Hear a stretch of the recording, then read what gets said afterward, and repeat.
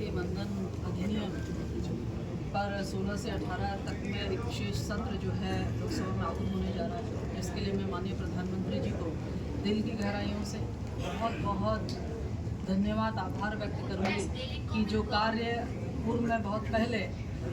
संबंधित बहुत सारे दलों के भाषणों का हिस्सा हुआ करते थे, लेकिन जिनकी कथनी और करनी में अंतर हुआ करता था, माननीय प्रधानमंत्री जी ने उस कथनी और करनी को एक करते हुए पूरे समर्पित भाव के साथ में महिलाओं के प्रति अपनी प्रतिबद्धता को और भारतीय जनता पार्टी महिलाओं को कितना सम्मान करती है, उस सम्मान को आधी आबादी को 1/3 जो है, चाहे वो लोकसभा में प्रतिनिधित्व हो, चाहे वो राज्यसभा में प्रतिनिधित्व हो, 1/3 यानी कि 33% का आरक्षण उनको आज देना जो है वो सुनिश्चित करना, उसको लागू करना, डिलिमिटेशन का आगे भविष्य में कार्य किया जाना, इसको लेकर जो है जो विशेष सत्र आहूत हुआ है, मैं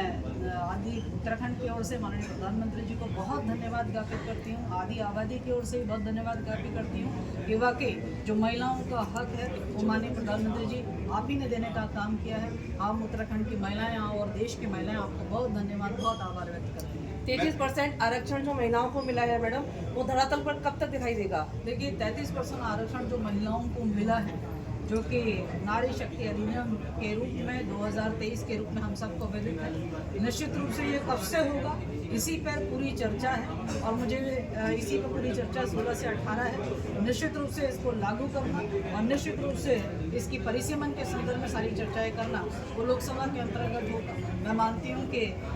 जिस प्रकार का संकल्प है, मैं वह ये दिखता है कि ये बहुत जल्द जो है लागू होते हुए निश्चित रूप से महिलाओं को मैम जिस तरह से अभी तक जो महिलाएं सीट हैं उसमें देखने को मिलता है, चाहे पार्षद की हो चाहे फिर निगम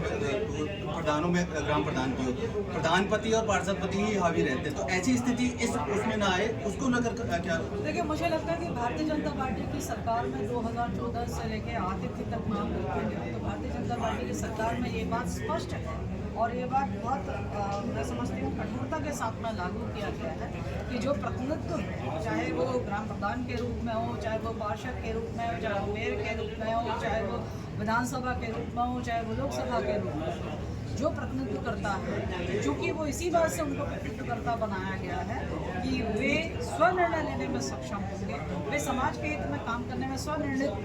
व्यवस्था में भरोसा करते होंगे और उनके विकल्प के रूप में उनके कोई परिजन जो है वो